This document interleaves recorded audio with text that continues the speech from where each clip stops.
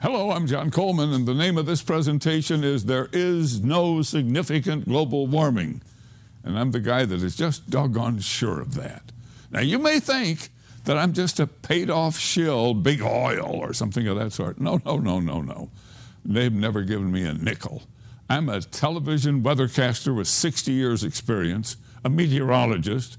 I was the first weatherman on Good Morning America. I'm the man who founded the Weather Channel, and this is my accomplishment. Broadcast Meteorologist of the Year from the American Meteorological Society, of which I was a professional member for many years. I finally quit the AMS when it became very clear to me that the politics had gotten in the way of the science, and it was time to talk about something else. Now, did we have a winter or what in 2013-14? Oh, man, did we ever. When I called for my brother in Ohio, his wife said he wasn't coming in from shoveling the snow to talk to some guy in California. Oh, man, how could you tout global warming when it was the coldest, snowiest, bitterest winter in 30 years, which it was across the United States? And it would take a lot of gall to put out a statement, as our NOAA, the National Oceanographic and Atmospheric Agency, did, claiming that it was 2013 was the warmest year. I mean, it's sheer silliness. It is manipulation of the data. Now look, let's get something clear right from the beginning. I love this planet Earth. I've been a citizen of this Earth now for darn near 80 years, and it's all I got. If I thought that we, mankind, were damaging this beautiful little sphere, this blue marble on which we live, I would be terrified and give every ounce of energy I had to stop what we were doing. But I have studied the issues of so-called global warming, or now they call it climate change since the warming has stopped. I have studied the issues carefully and completely as a good scientist can, and reached an absolute firm conclusion that there is no global warming. Now, this Earth, it's spinning around the sun at 17,000 miles per hour. It is traveling with the sun in our little spiral off the Milky Way galaxy at over 100,000 miles an hour. And that galaxy is flying out in the universe as the Big Bang continues to expand the universe. And we are all traveling very, very fast. And what a ride. The Earth has been traveling for 4.5 billion years. And as best I can tell, it's going to stay just fine for another 4 billion years. But wait a minute. During that period, we have had ice ages, and we have had interglacial periods, and we're going to continue to have those natural variations in climate. But man-made climate change, I'm sure it's not going to happen. That's why I sent out this tweet today. This tweet went out to Al Gore. It went out to the Intergovernmental Panel on Climate Change of the United Nations, to the Sierra Club, to the Democratic Party National Committee. And what it said is, where is your so-called global warming? Because if you chart the temperatures, you can go back into the 70s and come up to today, and there's almost no warming. I mean, less than 1 degree warming since 1978, and absolutely no warming since 1998. What kind of deal is that? Well, I'll tell you what kind of deal it is. It's the kind of deal that's full of silliness if you're promoting climate change and global warming. We are in one of the most stable and beautiful periods of Earth's climate you could hope for. And look at the stark contrast between the spaghetti of the many models of atmospheric warming created by various people who have gotten tens of millions of dollars of federal grant money and worked for the Intergovernmental Panel on Climate Change, and there's the average of all their models. And then here's the real temperatures as measured both on Earth and with our satellites. And folks, it's just not happening. That's why I posted on Facebook this memo today to the scientists and organizations that take that $4.7 billion a year of tax money to continue your so-called global warming research, and I say to them, it's bad science. Ladies and gentlemen, please cease and desist the global warming and climate change scare campaign. It's harmful to the continued advancement of our civilization. The government actions to counter so-called carbon pollution have already raised the cost of fuel, electricity, and food by an average of $1,000 a year for the average American family of four. And the $4.7 billion of our tax money a year being issued to you and your organizations is funding a wide range of meaningless studies based on this bad science that says that carbon dioxide radiative forcing is causing warming. That money could be productively spent on energy research, including graphene and thorium and other new energy sources. Your manipulated climate computer models have dramatically failed both in temperature predictions and their predicted warming signatures. Please admit your errors. It's time to put principle and that above personal wealth and status and help restore basic scientific principles to climate research. So I posted the memo and I sent the tweet. But you know, I know that you are highly skeptical of what I'm saying. How can you believe me when you see this constant stream of global warming news reports day after day, year after year, printed on the internet sites, and all the newspapers? They still print with ink on paper and roll it up and throw it in your driveway and send it in a magazine. And it's full of this stuff. I mean, it's just full of it.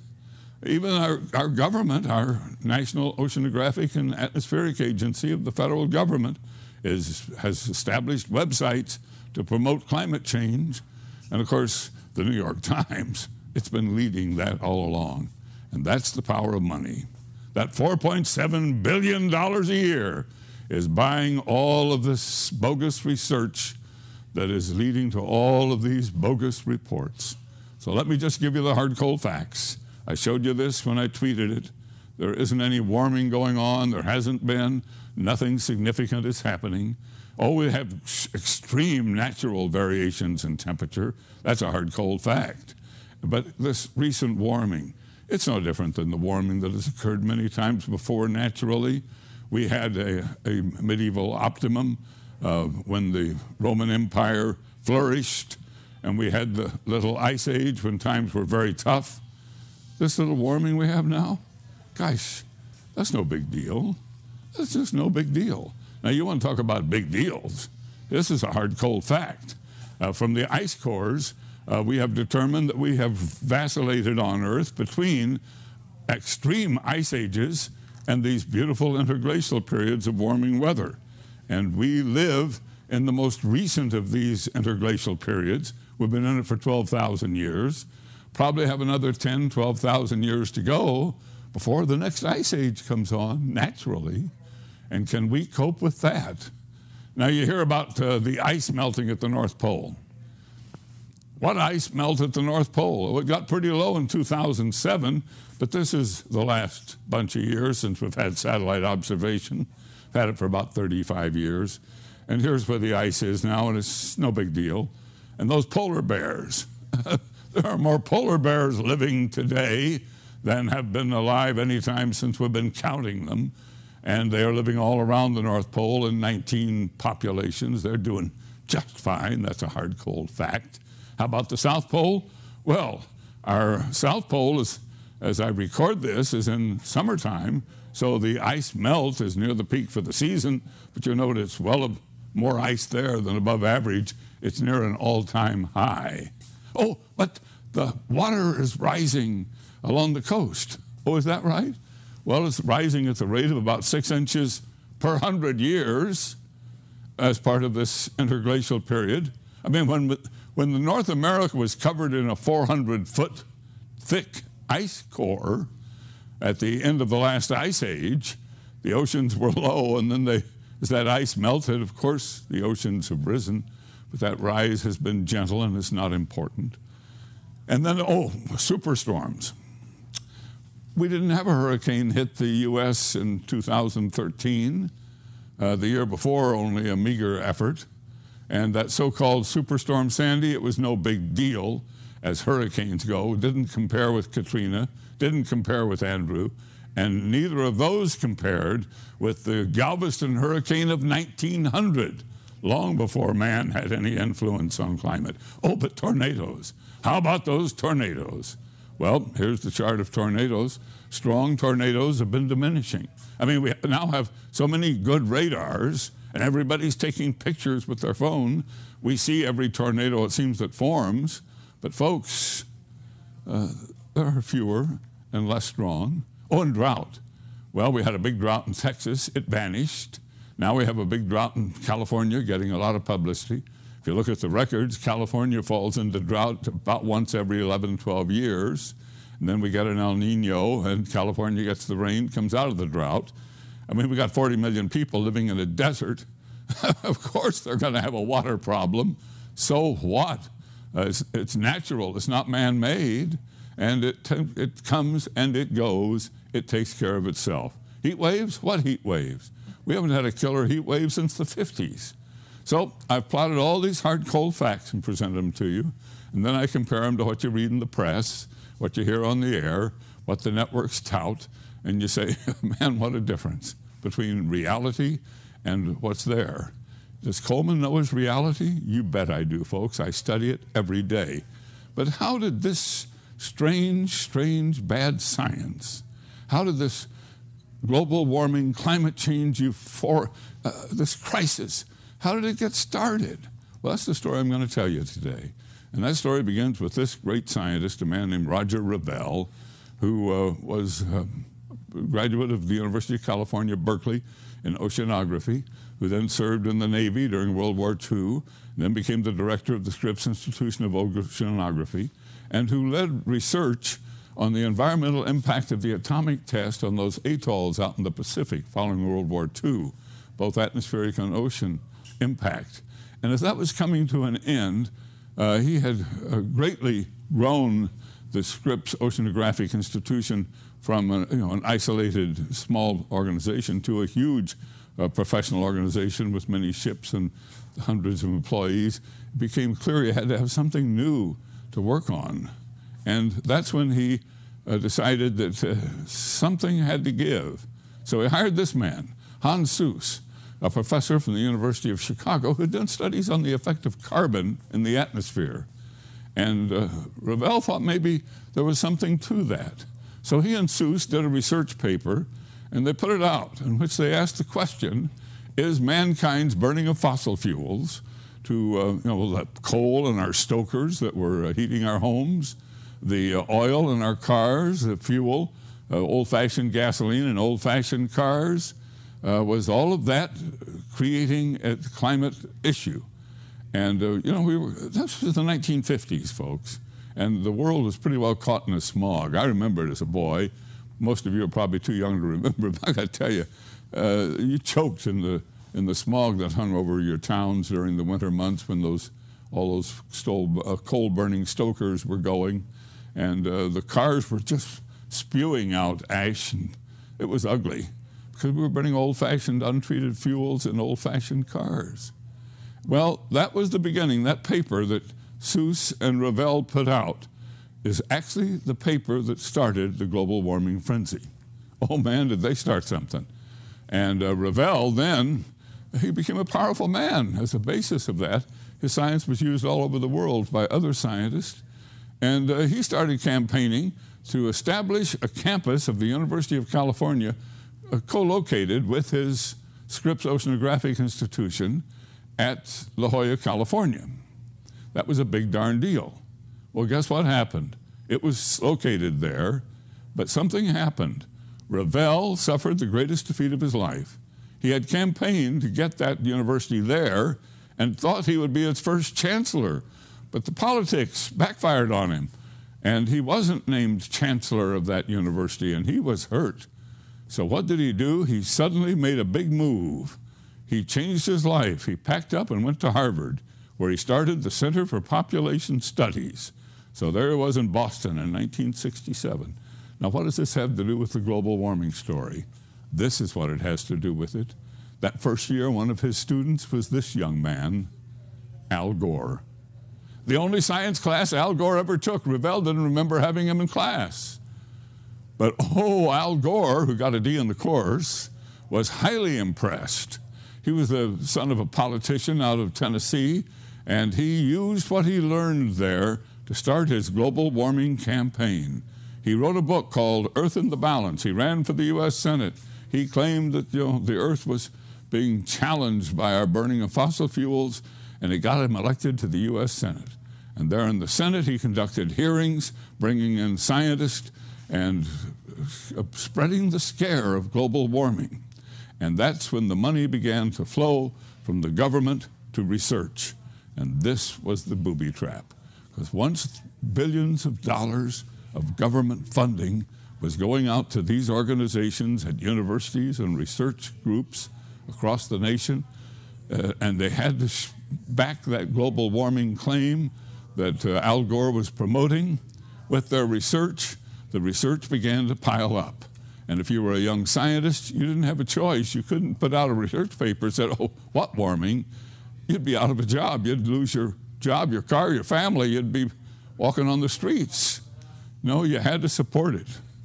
Al Gore had taken Revelle and Seuss's research paper and used it to start the global warming campaign. And what did Al Gore say? He said, this is Roger Revelle. He was my mentor. He's my hero. He's the man who spread the alarm. Well, there was another man that picked that up, this man, Maurice Strong.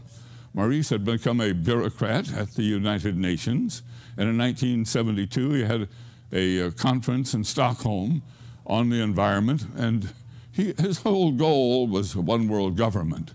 And he used the impetus of that global warming scare at that Stockholm conference to start the initiative that set up the Intergovernmental Panel on Climate Change. So now we had the U.S. government and the United Nations both promoting climate change, and it all came from that Revelle Seuss paper and the research that followed and the dollars that were now flowing, and man, it was underway big time.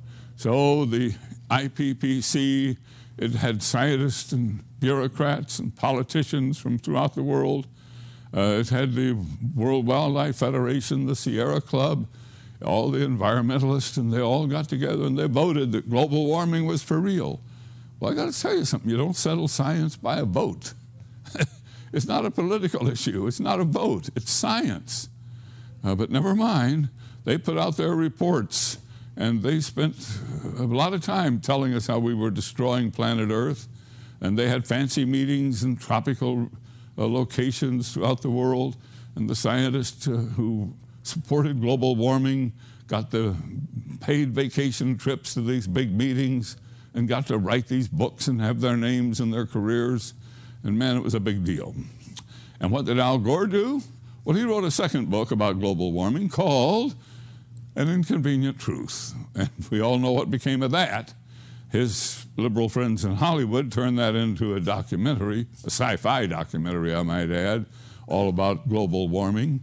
And they voted themselves an Oscar, Best Documentary Film of the Year in 2007. And then they turned around, and Al Gore stood behind the IPCC president, and they got the Nobel Peace Prize, all for scaring us about global warming. So Gore's movie, An Inconvenient Truth, became an absolute mainstay in American schools. How many times did you see it when you were going to school? Over and over and over again. And the global warming frenzy had truly reached its peak when all of that happened. Well, what happened with this man, Roger Revelle, who had started it all, the great scientist? Well, he had kind of lost interest in this population study center at Harvard and missed San Diego, I guess, and the beautiful Southern California climate. And he swallowed hard for his defeat there, and he came back to the University of California, San Diego as a professor. And there he wrote these letters, and I want you to look at them. The first one goes from his desk to U.S. Congressman Tim Wirth. Quote, "We should be careful not to arouse too much alarm about the rate and amount of warming before it comes clearer." And he wrote another letter here to Congressman Tim Bates. "Most scientists familiar with the subject are not yet willing to bet the climate this year is the result of greenhouse warming. As you very well know, climate is highly variable year to year. The causes of these variations are not at all well understood. My own personal belief is that we should wait another 10 to 20 years to really be convinced that the greenhouse is going to be important for human beings in both positive and negative ways. So there it was. The man who had started the global warming campaign had put up the flag of warning. Hey folks, this may not be for real. Caution, caution. Well, he even wrote an article that was published in a new science magazine called Cosmos. And he teamed with a professor, Fred Singer, to write that article. And that article was called What to Do About Greenhouse Warming, Look Before You Leap. And the article concluded, and I quote, "The scientific basis for a greenhouse warming is too uncertain to justify drastic action at this time." Wow.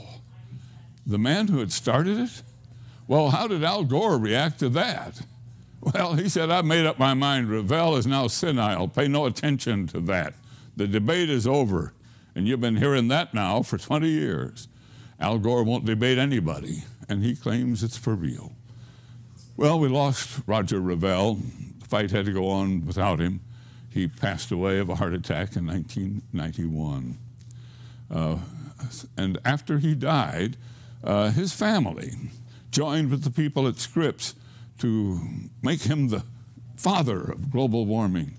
They rejected his denialism, and so did the UNIPCC. But Dr. Singer, he was made to be the scapegoat for it all. They said he had caused it. Well, I finally was able to interview Dr. Singer about this controversy. He joins us live from Washington, D.C. Dr. Singer, what was Roger Revelle's view of carbon dioxide as a greenhouse gas when you co-authored that Cosmos article back in 1990? He was very relaxed about it. He basically looked at this as a grand geophysical experiment. After he and his collaborators like David Keeling found that CO2 was in fact increasing in the atmosphere, he and his colleagues were wondering if it would have any impact on climate. He wasn't about to make any judgment on the matter until the data were in. Of course, at that time, by 1990, we had about more than 10 years worth of satellite data, and the satellites didn't show any appreciable warming. And this is what actually set off my own thinking on the matter. I wondered what was going on. After all, carbon dioxide is a greenhouse gas. It's increasing. There's no question about that. Where is the warming? Well, it turns out that the atmosphere is much more complicated than the climate models believe, and the warming is offset probably by a kind of negative feedback that comes from clouds and water vapor in the atmosphere. Well, are you saying that back in 1990 that Revelle was somewhat regretful of the excitement that he had caused about global warming? Revelle, at that time, had written some letters to his congressman and also to Senator Worth, telling him to calm down, not get excited about it, but wait and see what would happen to the climate. In other words, he was telling him, don't assume that things are going to warm up just because the models say so. Revelle actually was very skeptical of climate models, much more so than I was. I was always more optimistic, hoping that they would improve enough so that they could really simulate what's going on in the atmosphere. Revelle had not much faith in models. Well, since that time, many people have said that you were the one who manipulated Revelle, that you kind of calmed him down or changed his feelings in the way you put that article together, that Gore said he was a senile old man when you co-authored that paper, and that therefore you took your position on CO2 and more or less assigned it to Revelle, and they put a lot of blame on you. Well, that's absolutely untrue. First of all, if you knew Revelle, you would know that he was sharp to the very, very end and you could not change his mind. I mean, he knew what he was doing all the time. And furthermore, we have written proof. We have the letters he wrote to his congressman and to his senator. We also have an interview in Omni magazine. So there's plenty of evidence to show that he was quite independent-minded and that he didn't believe in global warming until the data would show him a warming. And by 1990, they really weren't. That is, the satellite data were not showing a warming. Did you and Revelle talk about Gore at all? Actually, no, we never did, come to think of it. We only discussed the science. Revelle's politics was very different from mine. He was, I think, a supporter of Gore. He was a liberal Democrat by inclination, and I think in every other way. But when it came to science, we completely agreed. Interview that I had with Dr. Singer. Now, he's not the only scientist, please understand this, who questions this global warming frenzy, this climate change scare. In fact, there are 9,000 PhDs that have signed a petition denying that CO2 is causing global warming. There's 31,000 scientists in total who have signed that petition. There is a whole organization of them. A huge group from NASA recently wrote to the United Nations and to the U.S. Congress saying, please stop the global warming scare. There is a strong movement opposed to global warming. You don't hear about it in the media because, you know, the media has that Al Gore liberal bias, so it becomes very tough. And at the Scripps Institution of Oceanography, Al Gore was a hero, and they proved it. They gave him the first Roger Revelle Award.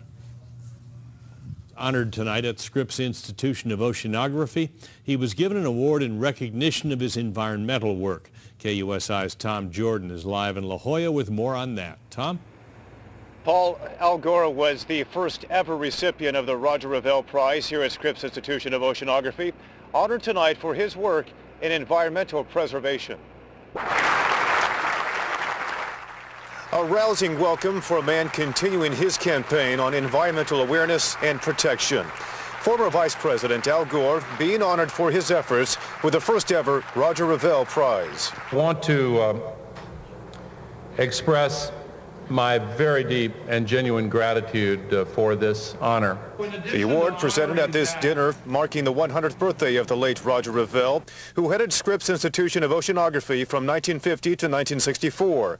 Gore studied under Revelle at Harvard University in the 1960s and credits him for igniting his passion on the environment. As a former student, still a student, trying to learn, but still inspired by a great teacher who was a great scientist and a great man. Roger Revelle's work back in the 1960s was at the time considered revolutionary. Today, many scientists consider that work almost prophetic. And at that time, they wrote a short report, and we were told it was a very short report, saying that climate change is becoming an issue, the Earth is heating up, and therefore something needs to be done about that. Al Gore says he was deeply moved by Revelle's early work. He, now considered at the forefront of the global warming movement, a Nobel Peace Prize winner, an Oscar-winning documentarian, all from his work on the environment. Now he adds a new distinguished and personal honor to that list. I am deeply, deeply grateful. And tonight's celebration was part of 3 days of celebrating the life of Roger Revelle.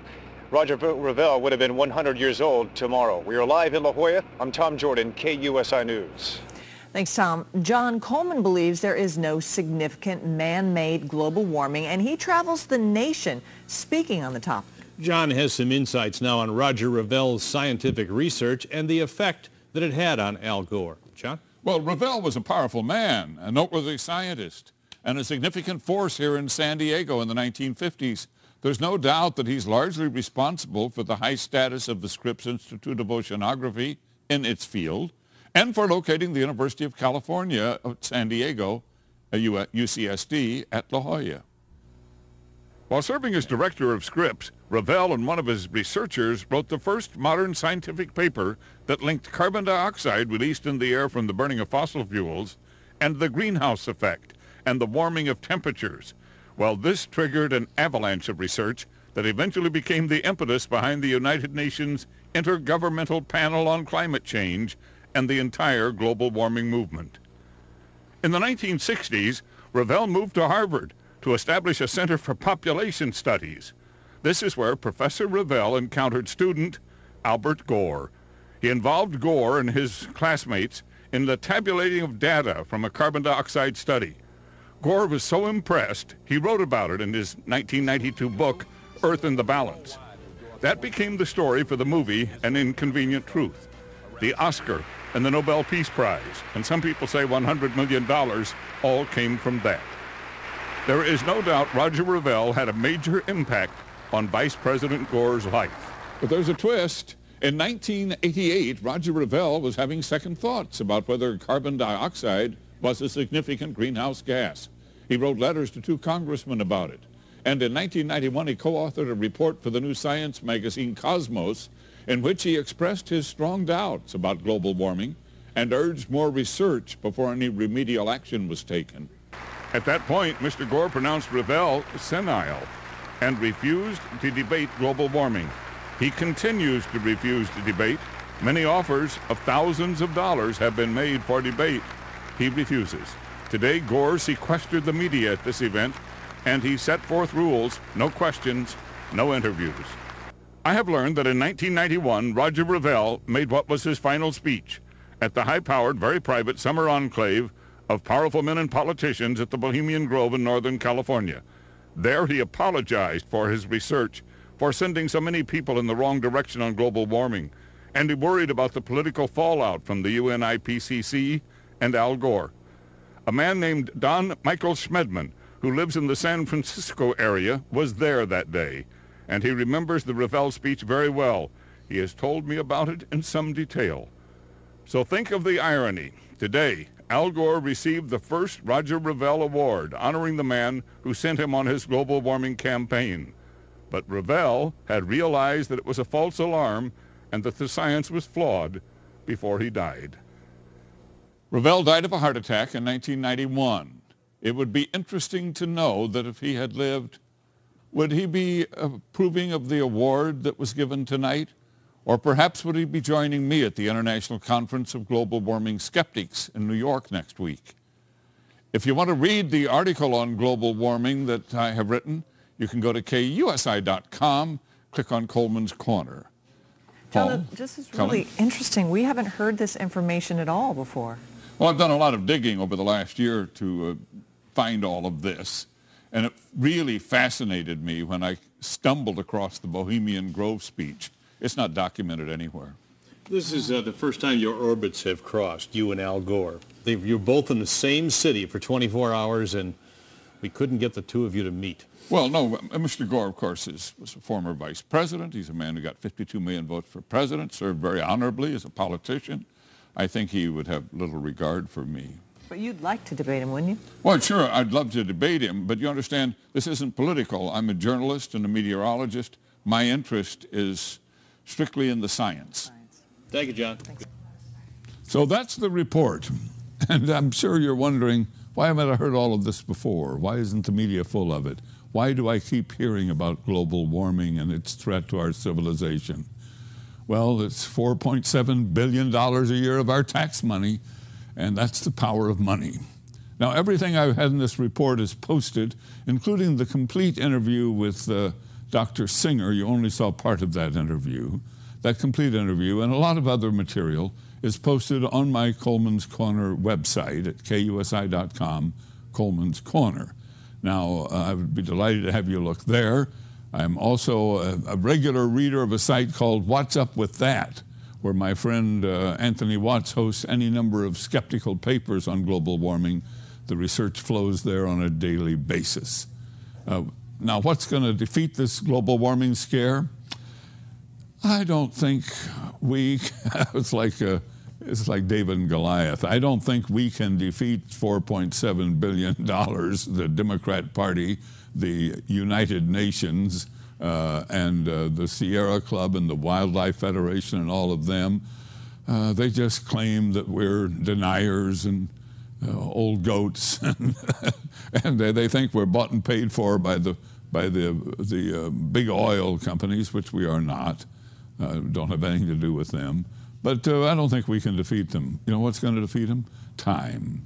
A few more bitterly cold winters, a turn toward a colder climate. When the global warming fails to materialize in time, people will begin to believe. And I have noted that a recent Gallup poll shows that more and more people are saying global warming, that's not the big deal. We got a lot of big deals going on, you know, employment, jobs, government too big, that sort of thing. The list of their concerns is very interesting. Those are on it. But global warming's down toward the bottom of the list. Thank you for watching this presentation. I'm John Coleman, and I'm always available. You can contact me by emailing to jcoleman@kusi.com. Thank you and goodbye.